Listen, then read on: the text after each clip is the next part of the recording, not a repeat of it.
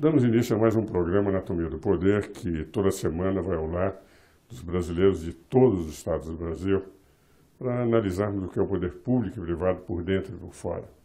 Analisar aquilo que os senhores conhecem através da imprensa, que é o poder analisado externamente. No nosso programa nós trazemos aqueles que fazem a história e com eles nós discutimos os fatos, de forma eles agem, pensam. E hoje nós teremos o prazer para discutir um fato histórico que durante dezenas de anos a história procurou ignorar. E só nas últimas décadas é que se começou efetivamente a fazer a justiça histórica. Eu tenho aqui dois representantes da comunidade armênia que em 1915, na Turquia, na região, houve um genocídio semelhante àquele que houve no Holocausto dos judeus durante o nazismo. Eu já me posicionei repetidas vezes, considerando que foi efetivamente um genocídio. Houve todo um esforço para que se exterminasse uma raça inteira, toda a comunidade armênia que lá vivia, e na ocasião as manifestações ainda eram manifestações de que a matéria deveria ser estudada, pesquisada.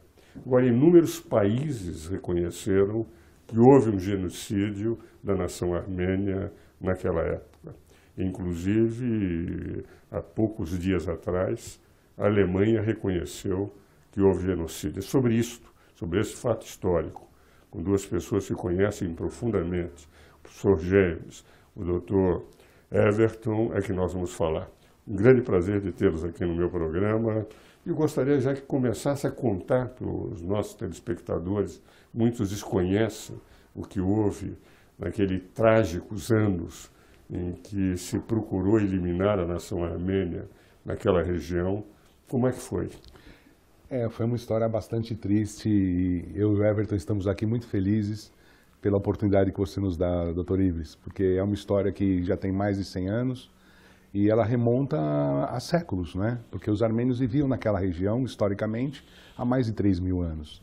Com a chegada do Império Turco-Otomano, a partir dos anos de 1500, 1600, a opressão começou a aumentar contra os armênios e isso fez com que o Império Otomano transformasse os armênios num millet, num povo, dentro do próprio Império. A cristandade, as diferenças culturais faziam os armênios viverem separadamente. Quando chegamos no século XIX, o Império Turco-Otomano começa a ter severas perdas de território dentro da Europa. E eles tentam compensar essa derrota sistemática a partir do momento que eles impõem impostos mais caros aos armênios, fazem uma certa discriminação contra eles, e isso gera o nascimento do movimento nacionalista armênio. Esse movimento nacionalista, na verdade, não queria nada mais do que os direitos do povo armênio dentro do próprio Império Turco-Otomano. Porém, à medida que a crise otomana se agravava, maior era a opressão. Isso culminou em 1915 com uma tentativa de exterminar a questão armênia, como eles mesmos chamavam, expulsando os armênios para caravanas nos desertos, onde então eles eram mortos e sofriam por inanição e outras doenças. Eles acabaram morrendo e perecendo. Quase 1,5 milhão de pessoas morreram em poucos meses. Isso sim foi um genocídio muito duro de ser encarado pela própria história e principalmente para os sobreviventes, que a maioria eram órfãos que precisavam reconstruir as suas vidas. Então, nesse processo é que aconteceu o genocídio. Aliás, esse é um aspecto impressionante, porque são dois momentos em que a história da humanidade vive guerra mundial. E é interessante que a Turquia ela era aliada, não dos aliados, sim, mas exatamente dos alemães. Exato. Os alemães, na Segunda Guerra Mundial, procuram eliminar a nação judaica. E os turcos aliados aos alemães procuram eliminar a nação armênia. Exato. E esse aspecto que eu acho extremamente importante, seu telespectador, naquela região, a nação armênia tinha 3.000 anos de história. Os turcos pegam os romanos, quando Maomé II toma Constantinopla, em 1453, depois de Cristo, é aquela invasão que vai levando e tirando a cristandade da época. O Império Bizantino era o Império Cristão, uma parte ortodoxa. E é interessante como essa busca de eliminar, felizmente, quando um povo existe, seus descendentes, como aconteceu com a nação judaica, também aconteceu, e nós passamos a ter esse renascer da nação armênia, do povo armênio, e com grandes figuras, por exemplo, um que eu admirava muito, e que era amigo do meu irmão, um dos maiores compositores do século XX, Khachaturian, era armênio. E quantos amigos, aqui no Brasil, aqui em São Paulo, quantos armênios não fizeram a história da cidade de São Paulo? Os gasparianos, os cretenejans, aqueles que, enfim, deram início, impulso à indústria de São Paulo na metade do século passado. Então, é realmente importante que nós conheçamos não só o papel da história deles lá no passado, como também aquilo que colaboraram com a nação brasileira, e principalmente com o estado em que nós moramos, no estado de São Paulo. Everton, gostaria também de ouvir. Em relação muito bem explicado, então, pelo professor Onick, a parte histórica, né, doutor Ivres, mas aqui, como até pela nossa vocação jurídica, eu sempre acabo trazendo um paralelo de uma análise jurídica do ocorrido do genocídio. Ocorre, então, que até então, quando perpetrado, então, o que o Estado turco, né, a República hoje da Turquia, chama de atos que são atos condenáveis que aconteceram, que a República da Turquia quer dar uma característica de que tenha existido eventualmente um conflito civil na região e que por questões que também eles não queriam, que eventualmente isso acabou acarretando na morte dos armênios. Óbvio que isso é uma tentativa de maquiar a realidade, né? Óbvio que quando inicia-se, do ponto de vista jurídico, aquela colocação de que como vamos fazer os atos preparatórios foi muito bem articulado, né? Tentando descaracterizar eventual crime que pudesse ser analisado do ponto de vista jurídico. A partir do momento que você pega uma população e faz uma deportação, ou seja, uma remoção daquela população de um território para o outro, sendo que essa população será obrigada a passar por dentro de um deserto, né? E desacompanhado de suprimentos de água, isso é uma sentença de morte, né? É óbvio que você tenta maquiar a realidade dizendo que não, nós quisemos apenas removê-los para garantir a sua segurança. Óbvio que isso juridicamente acaba perdendo um pouco da sua base, da sua substância, exatamente por conta da intenção do agente. A intenção do Império Otomano era realmente exterminar aquele povo, só que não de uma forma direta. Em alguns casos até de forma direta. Né? Houve tortura, sim, tortura, mortes. Só que para descaracterizar essa situação, então a deportação foi muito utilizada a fim de que os crimes acontecessem ou que as mortes acontecessem de uma forma aparentemente natural, o que não, na realidade não aconteceu. E foi 1,5 milhão, né? Não estamos falando de não 100 pessoas, de 10 né? mil 10 ou pessoas. 5 mil. Né? Não é uma Segunda Guerra em que, quando, não falo dos judeus, mas quando, por exemplo, invadiram a Rússia, os alemães, houve muitas mortes. Sim. Mas não é 1,5 milhão em nível, eles perderam muitos na Rússia, mas em combates, entende? Legitimamente. Agora, quando 1 milhão de pessoas absolutamente desarmadas, sem possibilidade de controlar, pessoas sendo obrigadas a andar descalças no deserto, com os pés machucados, morrendo exatamente de inanição, sem água e sem alimento. Aquilo realmente foi um ato que, aliás, as nações, a Alemanha acaba de reconhecer e outros países já reconheceram que houve um verdadeiro genocídio. Não é? Numa projeção, 1,5 milhão na época, às vezes as pessoas podem falar, puxa, 1,5 milhão de uma nação populosa. Não são 6 milhões de judeus. Né? Isso, né? Então o número, pode ser que esse número não seja tão consistente do ponto de vista internacional. Todavia, levando em consideração que hoje, na Armênia, nós temos um pouco mais que 3 milhões de pessoas hoje na República da Armênia. Então, se nós remetermos esse numeral para a época, nós vamos então identificar que 1,5 milhão representou quase que a totalidade da população, né? Salvando-se apenas aqueles que realmente conseguiram fugir e se espalhar pelo mundo, por isso a criação da diáspora. Interessante trazer aqui, doutora, a nossa discussão, a questão de que a República da Turquia hoje, ela nega o ocorrido, dizendo que quem eventualmente tenha cometido eventual crime tenha sido o Império Turco-Otomano e que a República da Turquia, ela surge depois e que ela não seria então a sucessora natural da responsabilidade jurídica. Isso é uma tese que é infundada, né? Uma vez que feita a transição, uma vez que dentro desse processo natural de transição de um estado para o outro, existe nesse processo uma herança de território, de povo, de língua, de estrutura do Estado, aí a gente entende, então, que realmente a República da Turquia hoje tem a legitimidade para responder e para se posicionar perante aquilo que foi cometido pelo Estado antecessor, cuja a sua herança aí é natural do ponto de vista jurídico. Nós vamos agora para o próximo bloco, mas esse aspecto, senhor telespectador, é extremamente importante. Houve uma mudança de sistema, de império para república. Mas o povo, o território, o próprio direito geral era o mesmo. Foram conservadas muitas das instituições do império na república. Então, não há uma dissociação. Da mesma forma que quando o Brasil deixou de ser monarquia para ser república, em 15 de novembro de 1889, nós não passamos a ter dois novos Brasis. Era o mesmo Brasil, com um sistema de governo diferente. Vamos agora aos nossos comerciais.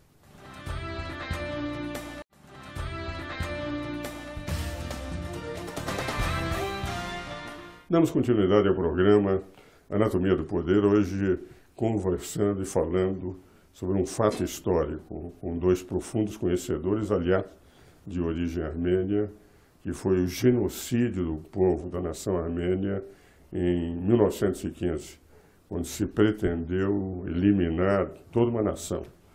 E, como aliás bem disse no bloco anterior, o Dr. Everton, meu colega, Everton, considerando o tamanho da nação naquela época, praticamente quase eliminaram todos. Foram os descendentes que fizeram a diáspora e se espalharam pelo mundo posteriormente. Como eu faço em todo o programa, eu sempre entrego um livro. Normalmente eu entrego um livro de direito, ou de economia, ou de filosofia, mas hoje, como estamos falando sobre um povo que tem uma tradição artística também, e falamos há pouco sobre um compositor que era amigo do meu irmão, aliás, votou nele no concurso, segundo concurso de Moscou, em 1961, né, para que ele fosse para a final. Eu vou lhe oferecer um livro de poesia. Nas minhas horas vagas, eu faço poesia. Saulo Ramos e eu, quando éramos estudantes, nós costumávamos ir para o interior. As prefeituras nos pagavam para dar conferências nos fins de semana. Então nós dávamos as conferências e falávamos sobre poesia. E dizíamos um para o outro de que quando nós nos formássemos em advocacia, a advocacia seria o bico que ia sustentar o prato. Nós pensávamos assim. Então eu ofereço ao Dr. Everton. Muito obrigado. Essa é uma coleção de um amigo meu, Muito obrigado. Da Academia de Letras do Rio de Janeiro, que inclusive nessa coleção chama-se 50 poemas escolhidos pelo autor. Inclusive aqui os senhores têm a relação dos livros que já foram editados. Nessa coleção tem, por exemplo, da Academia Brasileira de Direito, o Lê do Ivo, o Carlos Nejar, o Antônio Linto.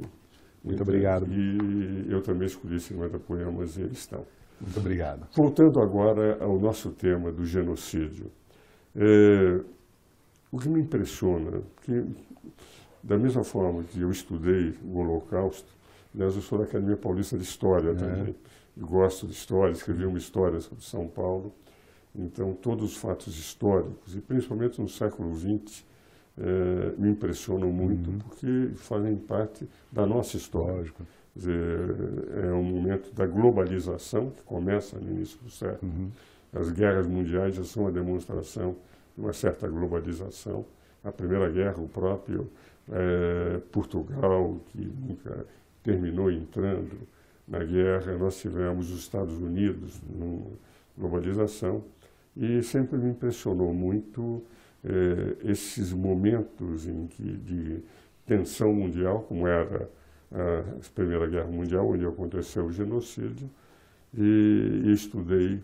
E o que me impressionou, isso eu gostaria de ouvir, nações, por exemplo, em que o sentido de liberdade, de fraternidade, Kant dizia que as frases de igualdade, fraternidade, liberdade, que, enfim, formaram todo o conceito da Revolução Francesa, estava muito acima da própria capacidade daqueles que formularam os princípios da Revolução Francesa de administrar a Revolução, a ponto de ter sido o maior banho de sangue da história francesa, com princípios que continuam a dominar o mundo inteiro. Ora, um país como a França, que era considerada a pátria dos grandes temas da modernidade, do ponto de vista de princípios de política, foi um país que poderia ter impedido, que tinha forças militares lá e foi absolutamente omisso. Eu gostaria que falasse um pouco do papel das grandes nações que teriam força de impedir e foram omissos apesar de estarem no local. Era um momento de agudização das relações internacionais, doutor Ives. Essa agudização levou a confrontos muito dolorosos em todo o território europeu.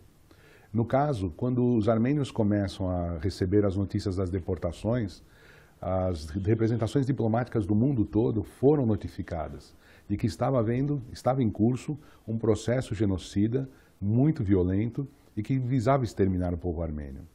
Mas, na verdade, eu acho que o grande tesouro que esses países europeus buscavam era justamente fraturar, dividir o Império Otomano, buscando garantir para suas áreas de influência as regiões mais próximas das grandes reservas petrolíferas que automaticamente iriam ajudar a sustentar o processo de industrialização que eles estavam lutando.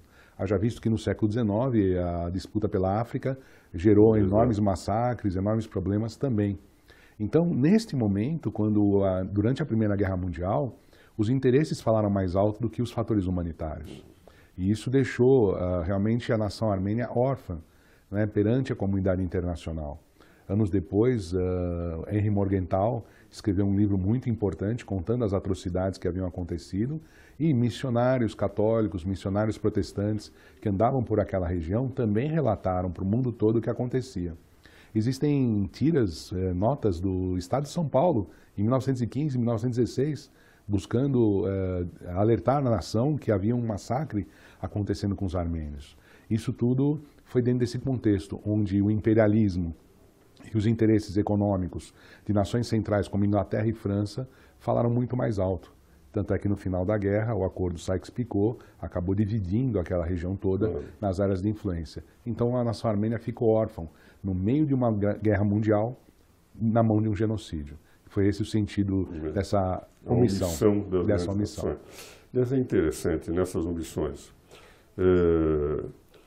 Um dos aspectos que me impressiona, Everton, você que é jurista também, no julgamento de Nuremberg, já depois do primeiro julgamento, de 1º de outubro de 46, em que são condenados, são examinados, julgados 21 criminosos de guerra, dos quais só 3 são absolvidos e os outros condenados à morte, alguns suicidaram.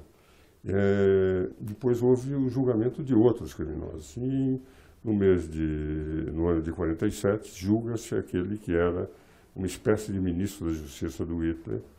E esse ministro da Justiça se nega a falar e, posteriormente, a ter defesa, diz que eu estou condenado previamente, eu estou condenado porque eu perdi a guerra, por isso é que eu estou aqui, então eu não vou participar de uma farsa. Mas, no fim, ele reconhece que as atrocidades do governo alemão, que ele desconhecia, sentado atrás de uma mesa, ele não via os campos de concentração, que ele merecia ser julgado.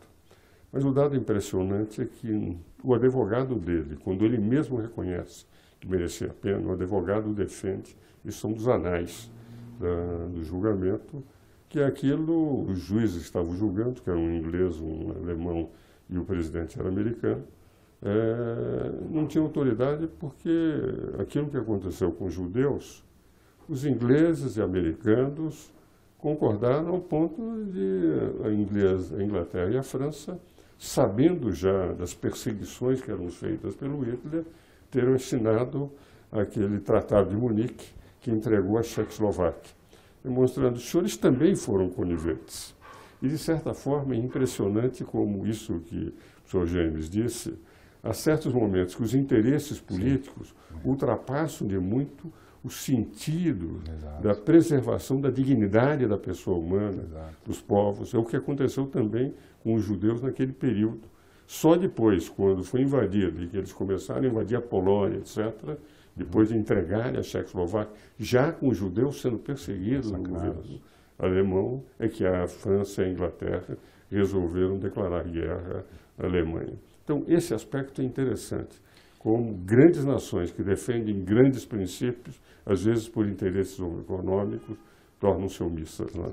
Sem dúvida, professor. Inclusive, doutor, o que eu sempre costumo dizer é que, do ponto de vista humanitário, de direitos humanos, a humanidade, ela sempre e principalmente lutou pela não só a independência do ser humano, mas também pela garantia da sua segurança. E o que nós verificamos é que, tanto no momento da Primeira Guerra Mundial quanto da Segunda Guerra Mundial, as questões humanitárias, propriamente ditas, elas são deixadas completamente de lado, afastadas. Os direitos humanos acabam ficando como se fosse um vacatio legis, né? Então vamos deixar ele ali em stand-by, enquanto nós resolvemos outras questões, principalmente geopolíticas ou econômicas. Vale a pena aqui trazer também, doutor, a questão de que, quando nós falamos no genocídio armênio, nós nos remetemos muito ao ano de 1915 e principalmente a data de 24 de abril, Exatamente. por conta sendo o estopim, ou a data onde grandes líderes armênios acabaram, alguns morrendo e outros até hoje não se sabe o que aconteceu, acabaram sumindo, né? Só que a causa armênia, essa questão do Império Turco-Otomano com os armênios, ela decorre já do final do século XIX. Então, nós percebemos que a forma sistemática, juridicamente falando, de condução, então, do genocídio, ela inicia-se muito antes que 1915. E aí sim entra a questão, se era algo que já poderia ser alertado, como já vinha sendo alertado antes de 1915, por que as grandes potências, tendo já conhecimento, não se posicionaram de outra forma? E aí entra aqui para uma reflexão, nós não vamos conseguir esgotar o tema, para nós e para o telespectador também, de sempre parar e analisar o que é mais importante, direitos humanos ou questões realmente geopolíticas e econômicas. Penso eu, na minha pouca sabedoria, que o primeiro deva sempre ser enaltecido em detrimento dos demais. Nós comungamos em gênero, número e caso. Indiscutivelmente, as questões humanas têm que ultrapassar. Estamos entrando numa nova era. Nessa nova era, por maiores que sejam os interesses políticos e econômicos, tem que prevalecer. Esse foi o sentido que o Wilson pensou quando pretendeu criar a Sociedade das Nações, que a ONU nasceu, de certa forma, com essa perspectiva, embora ainda carecendo muito de chegar ao ponto que queria, mas no dia em que nós fizermos prevalecer os direitos humanos sobre direitos políticos de preponderância, o chamado direito de ingerência das grandes nações, evidentemente a humanidade será melhor. Quero agradecer muito, Sr. Gêmeos, meu caro colega, Dr. Everton, pela participação. Estou convencido que o telespectador passou a ter a noção de um dos temas pouco tratados no Brasil. Nós conhecemos muito sobre o Holocausto, mas conhecemos pouco sobre o genocídio armênio, que foi também um holocausto, proporcionalmente em nível de população, muito mais grave que o Holocausto, porque 1,5 milhão de mortos naquela época representava quase toda a nação, enquanto que os 6 milhões de judeus representavam apenas uma parte da nação. Senhores telespectadores, obrigado pela atenção, obrigado, meus queridos convidados, espero-os novamente no próximo domingo.